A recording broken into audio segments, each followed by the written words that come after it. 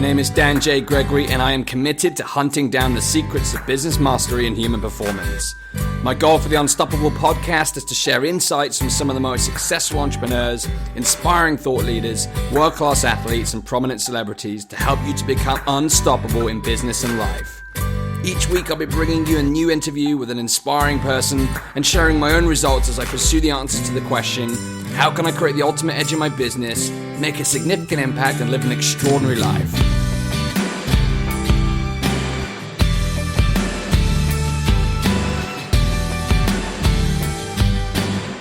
Hello and welcome to episode 78 of the Unstoppable podcast and part 3 of the Money Mindset series.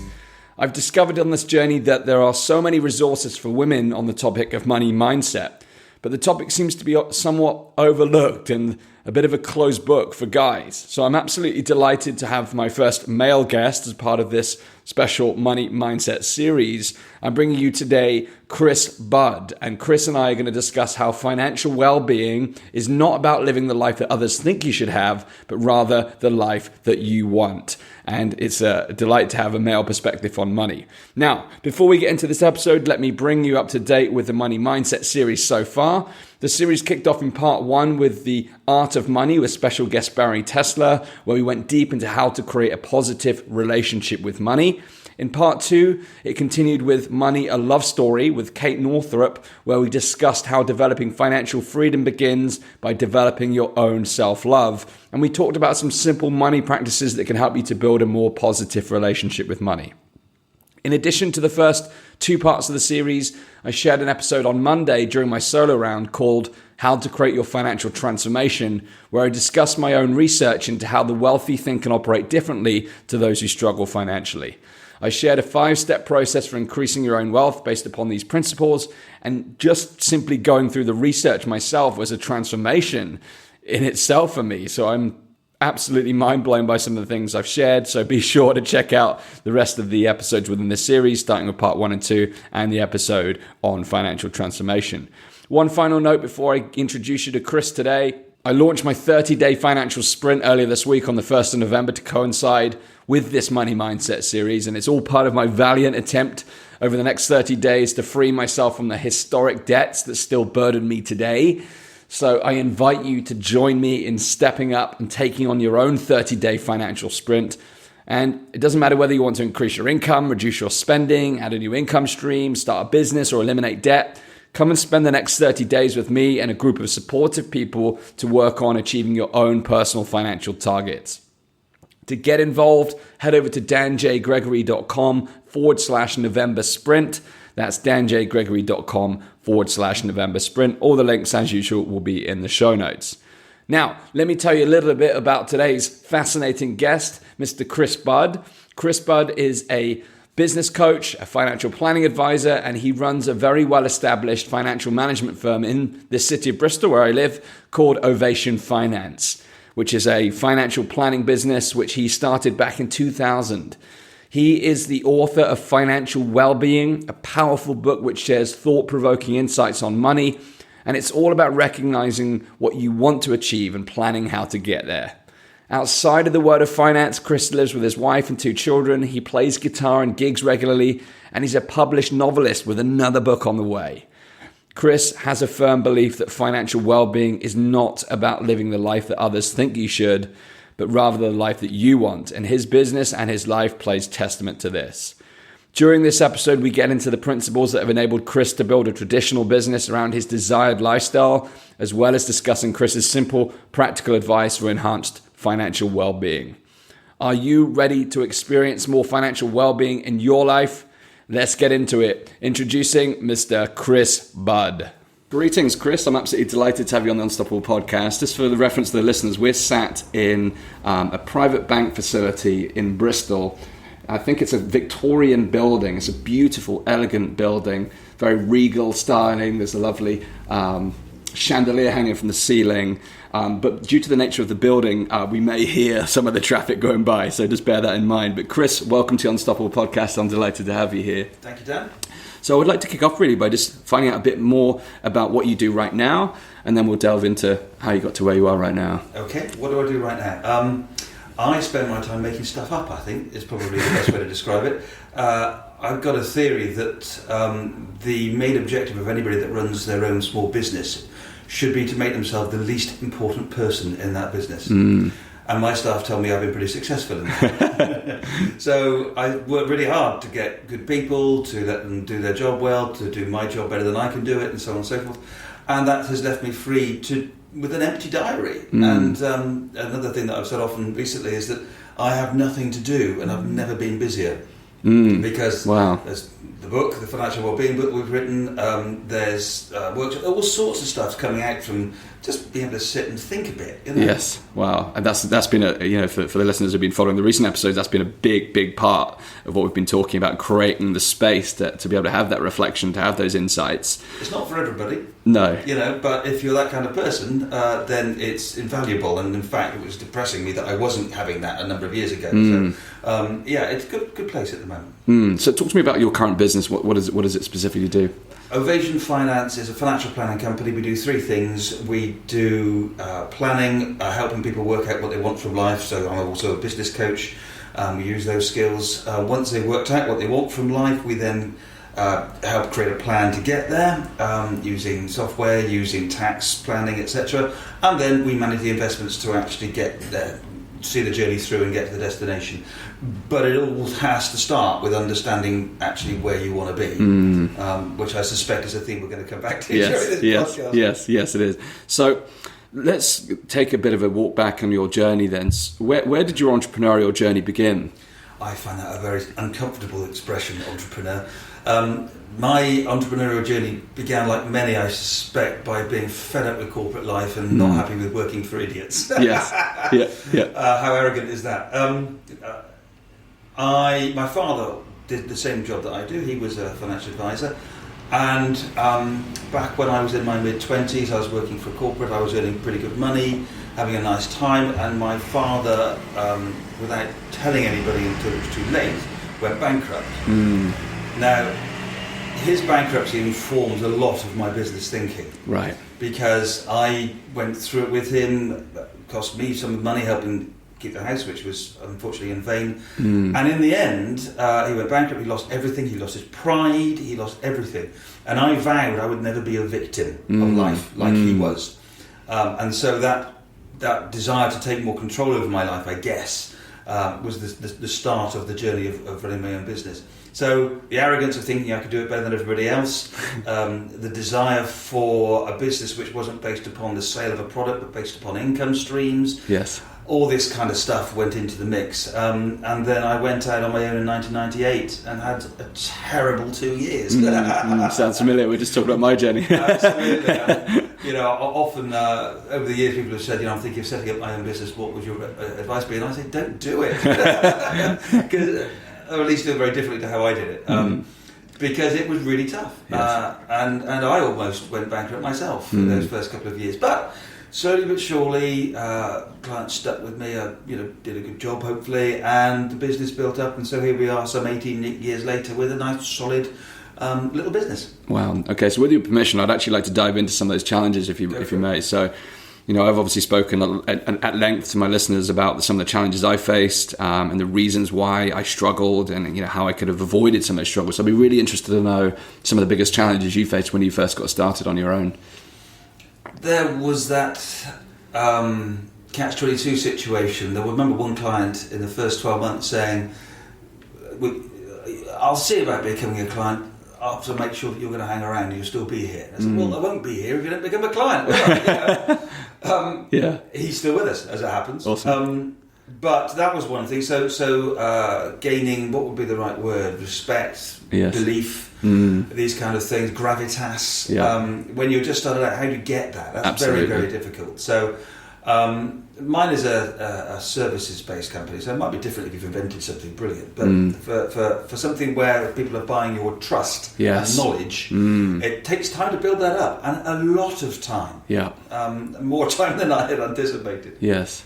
So if you could go back, would you done anything differently to kind of build that trust and credibility? What have you learned from the experience? I think I would have just given myself an easier ride, maybe. Not put so much pressure on myself. Yeah. one of the things that I'd like to talk about is what success is. Yes. And I think the thing that I've learned over that period is it's really important to understand what success looks like for you. Yes. For you personally. Absolutely. And at the time, I probably, what was I, 28, 29, I probably thought of success in financial terms. Yeah. Now I don't. Success is different for everybody. For me, it's about flexibility of time. Yes. That's what success looks like. I am impressed with somebody who can choose what they do on a Tuesday. Absolutely. Yeah. That's what, and I don't care how much money they've got. They could have no money whatsoever. They just don't. I'm almost more impressed by that. Yes. Yeah. Flexibility of time, understanding yourself. These are the things that I think are important. Yes. Back then, I thought it was more financial, and that's understandable because you need to buy things, you need to pay for things. But now, having got this degree of financial success, I'm no means wealthy, but I do now realise that it's that flexibility of time that's important to me. That's really fascinating because Kate, who was on last week in part 2 of the Money Mindset series, she was talking about, to her, the ultimate luxury in life is choice and that ability to make choice. There are physical luxuries in the world that we can all ponder after if we wish, or we can have that choice. Yeah. And what was interesting as she was speaking, part of the reason that Chris and I got together is because I wanted to find a masculine voice, because what Kate was saying was that typically the male driver is they associate their self-worth with their net worth. That's a great phrase. I listened to the podcast. That's a great phrase. I'm nicking that one.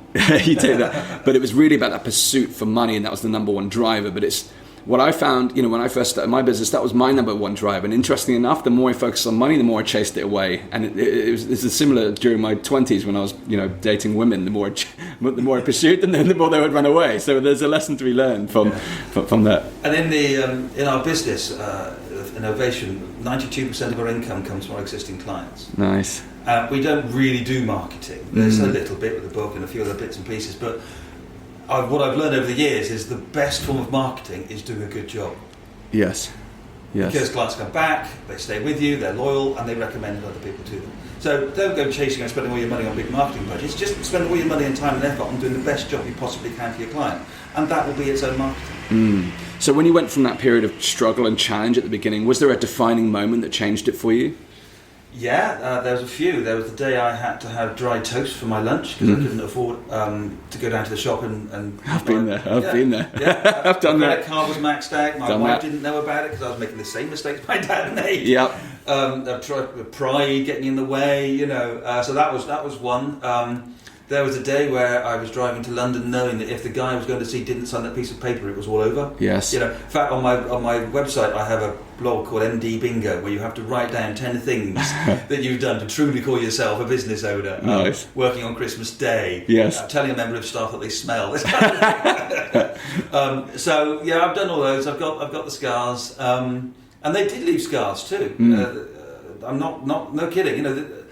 Again, when people say, any tips? I'm setting up my own business, and I say, don't. I'm not joking. Yes. It really is tough. Yes. And now it's hugely rewarding because it was tough. But it's a bit like when somebody has a baby, and when you've had kids, it's really hard work. Yes. But you don't want to spoil their fun. No, you're right. Well, so in this kind of defining moments, what decisions did you make that helped you move forward in terms of creating a business now as it is today? I would say sticking to my principles was a big one, because I had a belief that I wanted a financial planning firm that charged time rather than sold products for commission. And back in those days, I was quite literally laughed at by colleagues. Charging, I think this is my biggest secret actually, charging £25 a month as a retainer fee. Yeah. Now in my business, that was, and still is, pretty unusual. Yeah. But it meant that when somebody wanted something, they came back to me. And now we spent a long time building up a proposition which people get something for their money on an ongoing basis without coming to us. Yes. It's a club, we're a gang. Nice. And actually sticking to that and recognising the value of that in the early days, when a couple of big cases came along and colleagues of mine took the high commissions, I'll just take commission on this one. No. You've got to stick to your principles. Yes. And that meant that my business took probably 18 months longer to get going than it could have otherwise have done. But I'm very glad I did now, because 92% of our income comes from those existing clients. Absolutely. One of the first principles of the Unstoppable Entrepreneur is disregard conventional thinking. Yeah. Do things your way. Do what's right. And do what's right for you, actually. So I'm interested in the principle piece. How did you identify your principles? Because that's a piece in itself. Well, they were... in some ways, I vowed to run a business. I learned everything about my business principles from my father, because I vowed to do everything he didn't. Yeah, okay. He died last year, and I never told him that, because I don't think it's not a very nice message to get. But actually, he influenced me hugely, because I needed to do all the things that he didn't do, because he went bankrupt, and I wasn't going to do that. Yes. Wow. Okay. Cool. So I want to talk a little bit about money. Then, obviously, you specialize in helping clients manage their money, and a lot of the discussions we've been having over the last couple of episodes on the Unstoppable podcast about money mindset. What do you believe? We've talked about principles here today. What are some of the principles you believe that people need to consider when it comes to their own relationship with money? The first principle I would suggest is to stop talking about money. Stop talking about investments. Stop talking about tax planning. Nobody cares about investments, truthfully. Yeah. When we go and see our clients for many, many years, I'd sit in front of them with a review of their investment portfolio. I'd go through each area, each fund, asset allocation to have this, and they'd just glaze over. The only bit they cared about was, how close am I to doing the things in life I want to do? Yes. And that's what matters. The objective. The objective. We talked about success earlier on. How will you know that you're successful? How will you know when the moment has come that you've achieved what you want to achieve? I see so many people, a lot of our clients are business owners, and so many of them are just head down working hard and actually have no idea why they're working. They just know somehow they've got to be working hard and making money. Yep. To what end? Yep. And that's the focus. That's the first principle I would suggest. If I can just illustrate with a quick story, I've met two chaps, business coaching clients, and they were running a very successful business, and they were starting their business plan to sell this business for £6 million in 5 years' time.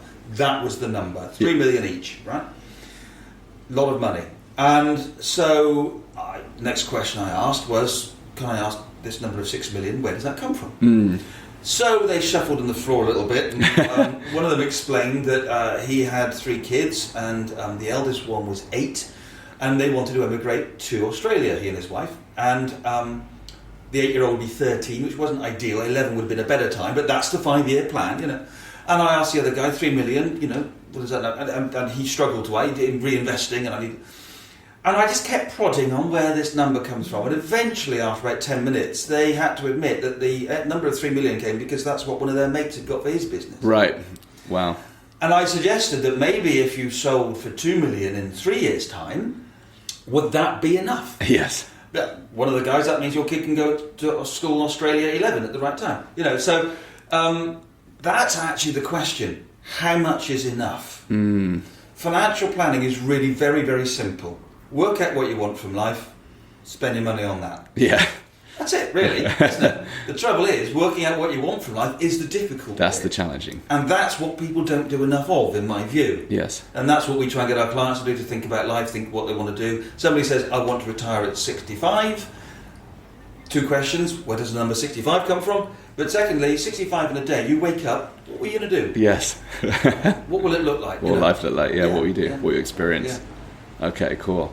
So we've talked a little about debt. I shared my story before we recorded this interview about debt and kind of the shame around money.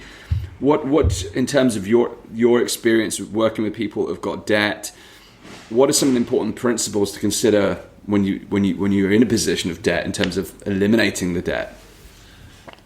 Surveys have shown that people tend to pay off the smallest debt first, because I guess there's an emotional response to that. Where in actual fact, what you should be paying off is, of course, the debt with the highest interest rate. Yes. So one of the things, we do a workshop for employees around financial well-being, and one of the things that we get them to do is to write down all their debts, write down the amounts, the monthly payments, and the interest rate, and make sure they focus the maximum repayment on the highest interest rate. Yeah. A lot of the financial well-being stuff you see at the moment is focused on debt, and I'm absolutely all for that. It's very important. However, I also think that there's not enough talk about the more positive things that you can do with money. Yes. Working out so there's a process to go through. First of all, work out your disposable income, which means you need to work out your subsistence income first. So go into your bank accounts, get a glass of wine out, get your bank statements, go through them. Boring as hell, right? But the benefit you get from this, there are apps that can do this for you these days as well, on trees, and I think Money Dashboard do this for you. Yes. Go through your bank statements and be honest with yourself. That money I spent on that, is that making me happy? Okay? And some of it will be. Yes. Some of it, if you're honest with yourself, probably won't be. So you'll end up with a number of how much money I need to live on for a happy life. Yes. So it involves holidays, it includes bacon, it includes wine, the important stuff, you know. Your happy life costs that much. That means anything else you went over that is disposable income. That's spare.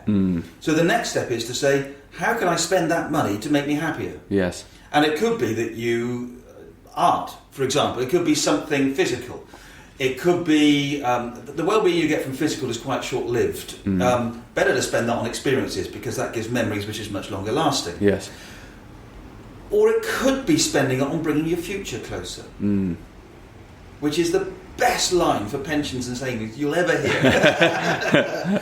Bringing your future closer. But it's true, if you've worked out what you want from life, actually then spending a bit of money on saying, well, I'd like to be able to stop working in 10 years' time.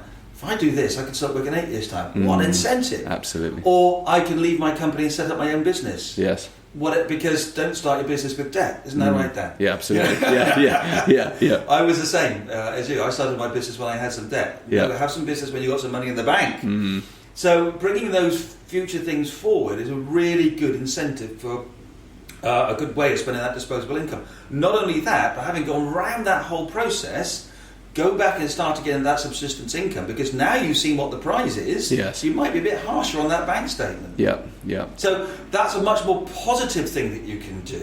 And not saying that you shouldn't be paid debt, of course one should. Yes. But you should also spend your money to make you happy as well as alleviate the sadness. Absolutely. And, you know, coming from the financial services world, debt certainly has very positive uses. The context of this discussion is really around when it comes to the point where it becomes a burden upon you and the emotional side. So what are your experiences in terms of dealing with the emotional side of money? Crikey, that's all we do, really. And if people don't want to engage with the emotional side of money, they don't tend to come to us. Go and buy a product online, that's fine. Yeah. You know, we get clients to think about what life is about, what they want it to be. The emotional side of money is everything, except it's not the emotional side of money, because money is the engine.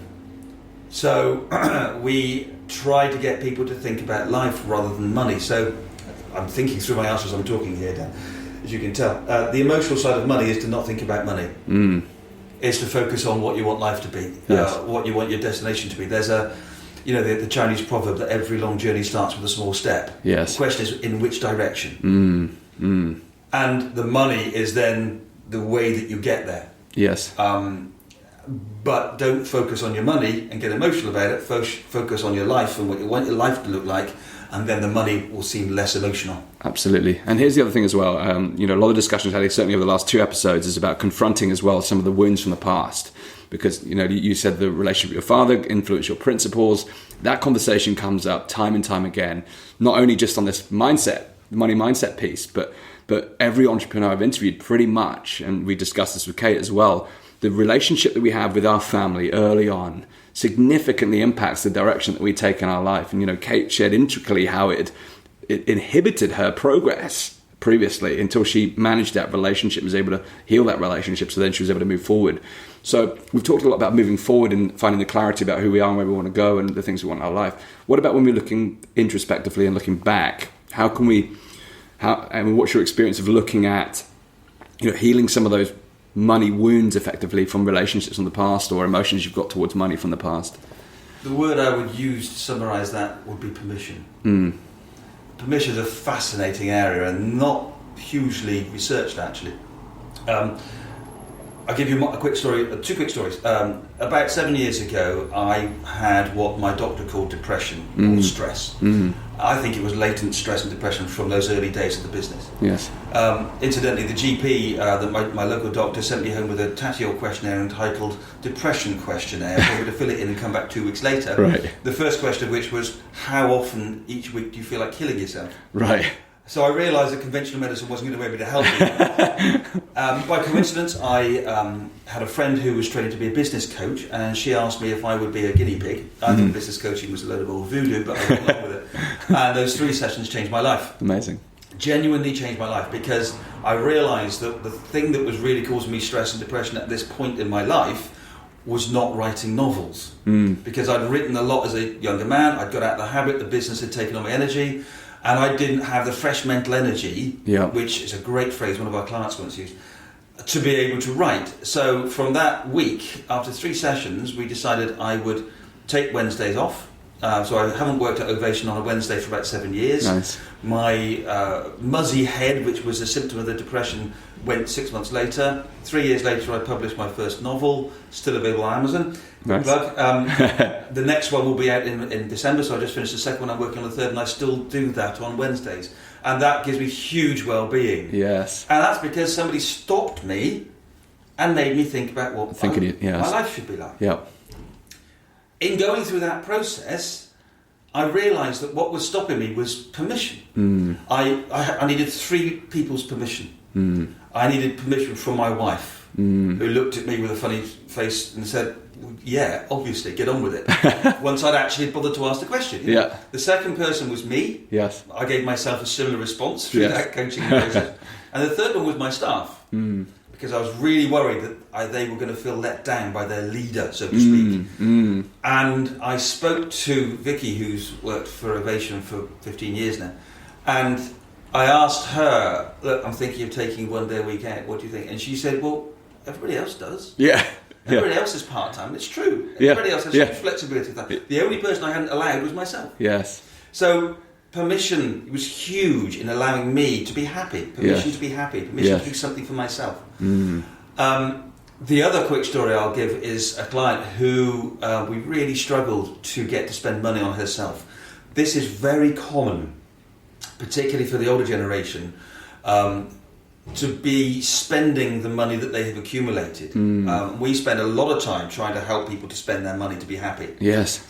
And this particular lady, who was early 60s, 64, something like that, quite wealthy, worked hard, no kids, that helps you get wealthy, that's a good tip. But not spending the money. So we had her in a meeting room and with her partner, and we said, what would you like to do? What would make you happy? I'm quite happy. But you could be happy. What else could you spend the money on that you would enjoy? And she eventually admitted that she didn't want to spend the money because her dad wouldn't like it. Her dad had been dead 20 years. Wow. Now we said to her, this is a wonderful moment, they both played golf, so we said, tell you what about Ryder Cup? How about tickets to the next Ryder Cup? So she sat in our office in Bristol and she said, go on then, go and see how much it would cost. So I've got a guy, I've got on my mobile phone, I've got a guy who can organise tickets. And I'm just about to speak to him and I say, so you're happy, Ryder Cup tickets, VIP, I'll see what we can get. She said, yeah, in America. Nice. And that was a wonderful moment that she'd finally broken the shackles. The door was open. Yeah. Nice. Dad would allow it. Yes. You know? Yeah. But it's interesting again, as we were saying, is that those relationships that we have with our parents or our family or our upbringing have significant impact on how we live our life. You know, I've just done a two series workshops with my clients here in Bristol, and it's been all about identifying what those patterns are, because we all carry stories with us. I said it's lies disguised as the truth about who we are and what we're supposed to do and what's holding us back. And often the stories we tell ourselves about money, I find, is what hold us back from creating the things that we want in life. And I really love the fact that you've associated actually money is about what will it bring you, what direction, and how can it bring your future closer. I really like that line, so I might pinch that one as well. So you talked about novels, but I want to talk about your financial book. Could you tell us a little bit, Chris, about your book that you've released on financial wellbeing? Okay, so my wife works is a cancer nurse in the NHS. And one day a week she worked at this amazing place just out of Bristol called the Penny Bron Cancer Centre. I'm familiar with it, yeah. Their work they do there is all around supporting conventional medicine. So this isn't against conventional medicine, it's supporting. Yes. The idea is that we all have cells in us, which this is my understanding of so if anybody says that I've got my facts wrong here, please, this is my fault, not theirs. we all have within us cells that are cancerous, and then we have good cells, and the good cells kill the cancerous cells. Yes. When the cancerous cells take over and form a tumour, form cancer, the conventional medicine goes and zaps the cancerous cells. What Penny Braun do is they say, well, how can we help support the good cells? Yes, yeah. So our body can help support the efforts to fight the cancer. And so it's things like mindfulness, about healthy eating, lack of stress. So when my wife was telling me about this in great excitement and enthusiasm a few years ago, lack of stress is one of the things. And I thought, well, what's one of the biggest causes of stress? Worries about money. Absolutely. So I said, great, why don't I write a book called How Financial Planning Can Help Prevent Cancer? Nice. And she looked at me and no, that's not a good idea. But it did create the idea that then became a financial wellbeing book. And so the idea is to reduce stress, reduce worry by getting control of your money. Okay. And so it's a very practical book. It's I profess to be one of the greatest owners of unread business books in the country. Shelf development. Yeah, well, I look at business books I like the idea of, but then I open them, they're 80,000 words long and there's no pictures. Oh, God. Yeah. So this is, it's got pictures, it's got space to write notes, it's very action driven. Awesome. It takes you through a process of working out what you want from life, creating a financial plan, spending money on experiences, that kind of stuff. A little bit of education, a fair amount of education really, but it's logical stuff. Nobody cares about what a pension is. Nobody cares about asset versus passive management. It's not interesting. What they care about is how can I challenge my own self-limiting beliefs in order to create more options in life. Absolutely. That's the interesting stuff. Yes, it is. So the book takes you through those principles. We also do podcasts, financial wellbeing podcasts, where we explore the same stuff. We do workshops. And actually, this is not what you expect a financial advisor to be doing. Absolutely. But it's the right thing to be doing, I believe. It's great fun. Yeah. And it's actually opening loads of doors of people who are coming along and saying, it's really refreshing to have somebody talking about the positive things that you can do to improve your relationship with money. Yes. So in your, obviously, you're right. I mean, stress is one of the biggest contributors to stress is financial challenges. So could you share an experience in your life where you've experienced stress when it comes to money and how you've conquered that, and perhaps some of the principles from the book that people can take away and implement in their lives? Yeah, the book's got loads of stories because over the years we've obviously picked up lots of anecdotes about people in this space.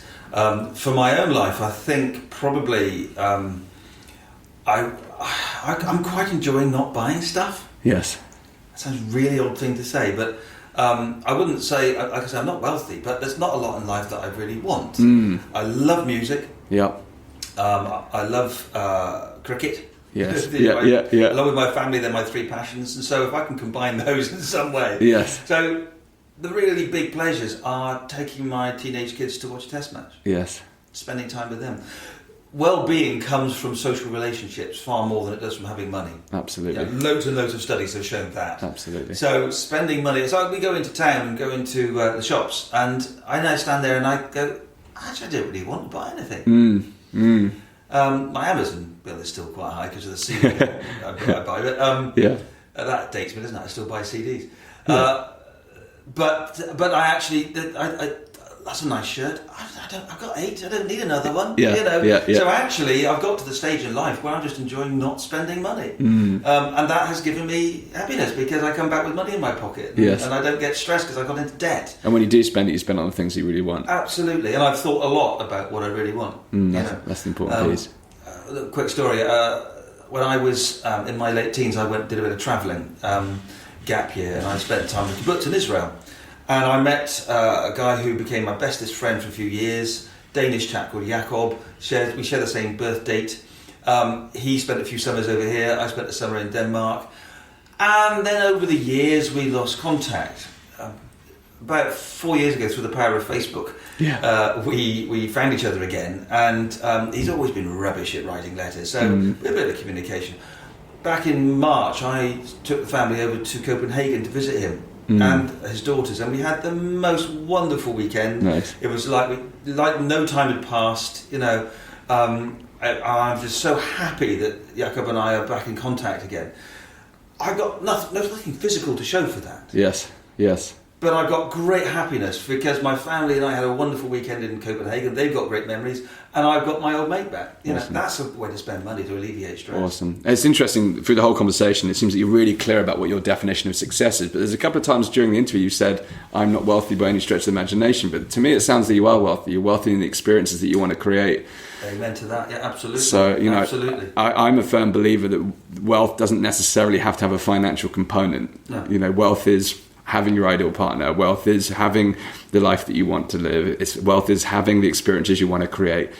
So many things, and again, this for me is about, this comes up with some of the points that have come up over the previous weeks, is we attach wealth to material things. It's been the American way and the British way, and I'm not blaming it on America, it's the corporate way. And it's fine to want things if that's what you truly want, but the key is to understand what you truly want. When it comes to my own material desires, I like the big stuff. I do like cars, and I can see the type of house I want to live in. But outside of that, it's all about experiences. It's all about experiences and the connections and the meaningful connections and the relationships that I have with people, because that's what brings me the ultimate joy in life. Yeah, we had a client come to see us recently, and he was moving into a third phase of life, a kind of semi-retirement consultancy. He had a bit of money, and we asked what his plans were.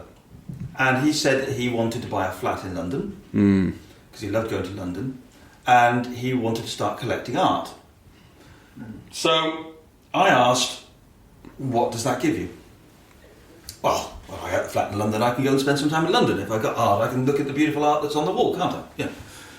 And after a bit of a conversation, we suggested that perhaps rather than buy the flat in London, he'd go and stay in a hotel. Yeah. Because that would cost him 200 quid a night rather than £300,000-400,000. Yeah. Rather than collecting art, which meant he could only look at the same picture each time, he'd go to different art galleries. So rather than spending the money on acquiring things, spend the money on travelling not only to London but maybe other countries. Go to the Salvador Dali Museum in Barcelona, go to all around the world looking at art, and you can get different cities. And he completely got it. Got it. But look, if somebody decides after a long process of careful thought that what they want to do is buy a huge yacht, fine. Absolutely. I'm not saying that's wrong. Yes. I'm just saying that what you need to do is work out what you want from life and spend your money on that. Absolutely. And I think the key thing is there, and that's really interesting because, I talked about at the start when I started my business, I was kind of chasing the money. And I had friends who said, all you care about is money. And that hit me because I knew that wasn't the truth. That was not the truth. But they were saying it for a reason. They were saying it for a reason, perhaps, because that's what I was talking about. I was talking about my objectives. And, that was a lesson in myself. That comes from the pursuing the money and not getting it. And when I switched it to making a contribution and making a difference, all of a sudden my business changed. Of course, I still had financial objectives.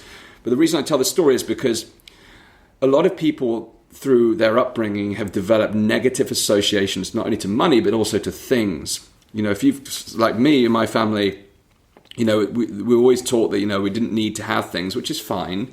But I developed a negative association. So if I wanted to buy a nice car, there was this feeling of guilt inside me for the desire to have that. And I had to explore into that because, and I've come across this with many people, is that, again, if you really want that, you should not feel guilty about having that. And it also comes down to, I remember when I was a student walking down the street and this guy pulled up in his Ferrari, beautiful looking car. And my friend said, what a bastard. I had a negative reaction to the guy in the car. And I thought, I'd love to learn how that guy got that car. And my friend said he's probably a drug dealer or something. I'm like, what kind of mindset is that? So I'm really keen to understand the value of money and the value placed on things. Why do we have negative connotations if it is something we truly want? I think it depends what the thing is. It's funny that if you buy a Ferrari, are you buying it because you really love cars, and Ferrari is the epitome of the item that you love. So for me with guitars, my company's called Ovation because I play an Ovation guitar. Nice. And I play that Ovation guitar because my guitar hero was a female singer called Joan Armatrading, a bit before your time. A brilliant guitarist. And I got the best Ovation I could possibly afford back in my mid-20s. Awesome.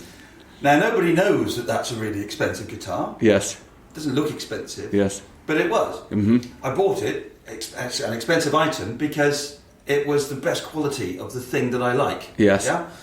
If you buy a car, what's the best quality car that you could buy? I don't know. I don't know anything about cars. Yes. is it the flashiest car, or is it the car that just happens to be the nicest to drive? So if somebody's driving that Ferrari for me, as a bit of an ignoramus on cars, is screaming, "Look at me, I'm rich." Yes, yeah. It's not, "I love my car," it's, "Look at me, I'm rich." And that's why you think he's a bit of a tosser. Yes, yeah. But that's his call, not mine. And Absolutely, and it's how he thinks about his car. Because if he is the guy that thinks, if his car to him is his Ovation guitar, that for me is a beautiful thing. And you know, people have a natural drive for significance, and some people get that by being showy, deliberately showy. And I don't think that's a pure emotion. I don't think that's, you know, once we learn, when we're behaving that way, I think you can make some real changes in your life if you are operating from the place of "look at me." You know, external validation is never the way to fulfillment in life. But the thing I want get the listeners to get on this, is that I develop guilt around wanting the car, because I know there's other people who associate that significance that we were just talking about to the driver of the car. So that I felt guilty because I didn't want to be seen as that guy, even though that was not who I am. For me, there's two Ferraris I have in my head, which to me are my Ovation guitar, and I would have them for the sheer beauty of the car, and I wouldn't give a damn if anyone even looked at the car. For me, it would be my magic moment to have that car, and also to reward myself for the time in the trenches that I put in to create the financial return to be able to do that. So for you sitting in that car, your emotion is entirely down to you, not down to others. Exactly. And that's fine. If somebody wants to drive a Ferrari because I've worked hard, I can afford it, and it's just a beautiful thing to drive, cool. Yes. I'm not going to judge that. Yes. And if I do judge it, you shouldn't care. Yeah, exactly. That's the piece. That's the piece for me. But if you look at the media, if you look at advertising, we have a lot of pressure on us to be rich. We do. Yeah. Wolf of Wall Street, for example. Yeah. The Apprentice. Yes. Dragon's Den. I don't know if they have Dragon's Den in the US, but something similar for money. Shark Tank, I think they call it. So Shark Tank. They're all about money. They're all about a definition of success as being rich. Yes. So we have this pressure put on us. For all my life, when I watched telly, I had the remote control, right, virtually sellotaped to my hand, so that the second the adverts come off, the mute button gets hit. Yeah. Because advertising, my view is, tries to make us feel that we need something in order that they can give it to us. Yes. It makes us feel sad that we don't have that item yes. in order that we will then go out and buy it. Yes. I'm so obsessed with this that when we go to the cinema, my kids will go in and watch the trailers and the adverts. I'll sit outside reading a book, and they'll text me when the film's about to start. Amazing. And I'll only go in then. Amazing. I will do anything to avoid advertising. There's so much pressure on us to be rich, and to judge richness and wealth as being the definition of success. And I've just decided to step out of that. Yes. And that's a decision you can make. Absolutely. No, I respect that as well. That's and again, it comes back to what you want. What do you actually want? Work out what you want from life. Yes. Spend your money on that. Awesome. So what are some of the biggest lessons that the book will teach if people to get hold of the book?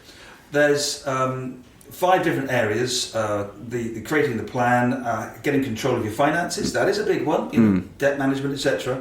Having options in life, financial options, which is a really interesting area.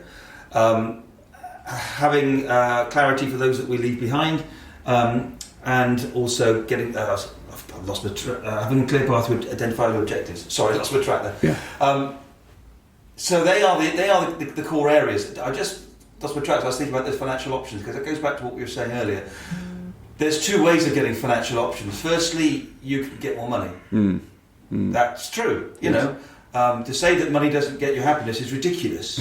You speak to somebody who gets a bonus that means they can go on holiday, they're happier. Yes, exactly. But there comes a point in time where more money doesn't make you more happy. Yes. So giving Bill Gates an extra tenner isn't going to make you more, you know. Yeah. Somewhere in between lies your tipping point, and that's what you need to find. Yeah. So you can get more money, that gets you more options, or alternatively, what you can also do is you can change what you do in life. You can understand yourself better to match the amount of money you have. Yes. And somewhere in between, those 2 meet, and that's where you've got your financial plan and your happiness and your well-being. That's useful to know. And also, the way I look at kind of financial future for myself is I look at it in circles. So I see my own circle in terms of what is it that I truly want to bring into my life. And then the next circle is who's most important to me and what do they want and how can I help them get what they want. Spending money on others is a great way to spend that disposable income for well-being. Absolutely. I'll go back to my Copenhagen story. That was a really good way of spending money. One of our clients, who I know very well, sadly has a terminal illness, and he was given 6 months to live 18 months ago. Yeah. And he's spending a lot of time with his family, with his daughters, which is giving him well-being, which is keeping him going. Absolutely. And I spoke to him the other day, and he was a bit down. He loves his music.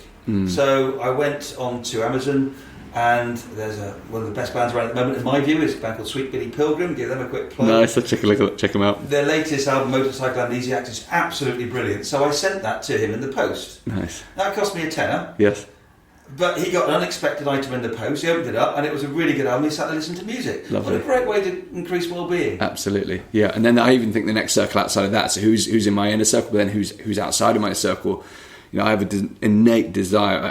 I need to explore where the desire comes from, because I don't know. But I have an innate desire to help beyond myself and beyond my immediate loved ones. I want to make a difference. And so for the extra £10 to Bill Gates, the reason this came up is I thought, actually, to someone like Bill Gates, who's committed to giving almost all of his wealth to the future of mankind, I'm thinking, well, the extra tenner could actually help, because every pound that can help some make a difference in this world, I believe actually is worthwhile. But to his personal circle, it means nothing. Yeah, that's very true. But when you look at the outer circle in terms of what's possible, and that for me is why I also needed to adapt my own money mindset, because I was thinking of myself rather than who's outside of me in my immediate circle, and then who's even beyond that. And it doesn't come with any pressure, there's no obligation for me to do that, but it is an innate desire for me to go beyond myself and beyond my immediate circle to contribute wider than my middle circle. So I had to really go to work on myself to make sure that my association with money was positive enough that I found everything I needed, but then beyond that, how can I expand my own capabilities to earn so that I can then make a difference beyond myself and my inner circle into that outer circle and beyond. Can I be arrogant enough to give you a word of advice, Dan? You sure can. You're an intense young man. I am. very, very bright. You're trying to work out the world, and I absolutely applaud you for it. However, there is also sometimes when you need to adopt a line from a Van Morrison song. Okay. It ain't why, it just is. Yes. And sometimes if something gives you happiness, it gives you happiness. Absolutely. And that's okay. Yeah. Don't analyse it, just go with it. Absolutely, yeah. I mean, one of my favourite podcasts, to give plugs, is a 10X podcast by Joe Polish and Dan Sullivan. Dan Sullivan was saying, we spend all of our life trying to find meaning, but sometimes you just need to accept that it is. Yeah. That's what it is. Don't try, because a lot of, in the personal development world, in the world I'm in, everyone's always talking about find your why. And that does get you a certain way, So when it comes to, getting out of debt or building a business and finding the things you're really clear on, when you're clear on what you want, then you know why you want them, because you want them. You don't need to look for anything more deep than that. So I love that point. It just is, because if you've identified what you want, well, don't struggle for the next year trying to figure out why you want it. You just accept that you do and go for it.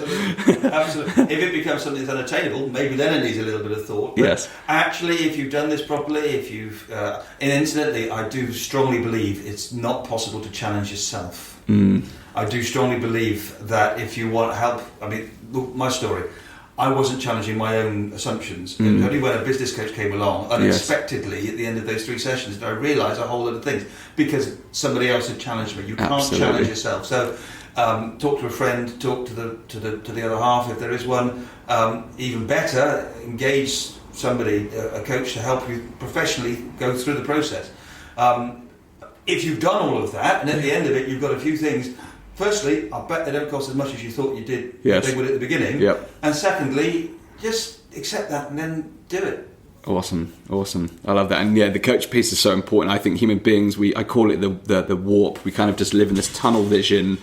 We're very sophisticated creatures, but we're very simple creatures as well. We kind of just live in this autopilot, and it takes someone else outside of us to ask the question. And I genuinely believe it's very difficult to ask the question and answer the question in the same thought. You can't challenge yourself. Yeah, you need something outside of you. And if you can't find anyone else, just write it down and answer the question. Don't try and think of the question and the answer at the same time. But find a coach, mentor, someone who can support you.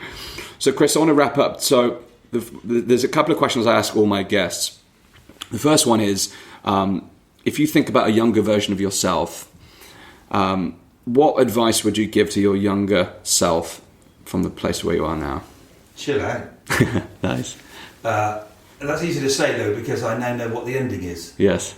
And when I was that age, I always used to think to myself, if only somebody could tell me that I was going to be okay. Not rich, but not bankrupt. Yes. At least that I'm going to be okay, then I could just relax a bit, you know. But that's rubbish advice, because you can't do it. You can't see the future. So I just keep going, really. You know, I really had a passion, a belief, and a vision, and it was different from what everybody else was doing. Now, sometimes things are different because they're wrong. Yes. Sometimes you do it differently because you've got a better idea than everybody else. The wisdom to tell the difference between those two is probably the biggest trick. And again, that probably should have come from somebody else. So that's a roundabout way of saying I should have probably listened to my dad a bit more. Okay.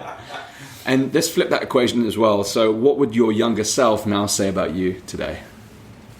I think he would be impressed. I think. Cool. I think he might be surprised.